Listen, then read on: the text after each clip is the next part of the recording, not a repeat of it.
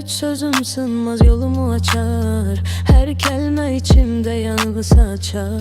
Gözlerim görür bu gecenin nurunu, kalbim duyur içimdeki kıvılcımı. Gecenin sesi çağırır beni, sema açır gizli pencereni. Kaldır başını bak ulduzlara, bu gece kalkar en uca dağa. Gecenin sesi çağırır beni, sema açır gizli pencereni.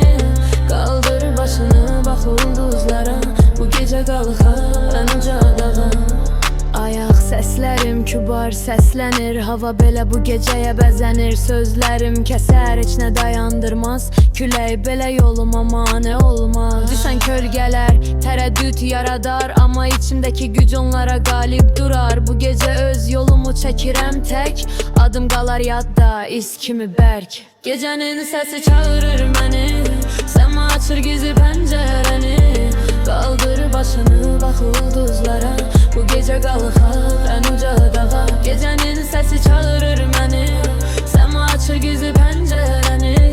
Kaldır başını bak ulduzlara, bu gece kalxar en uca dağa.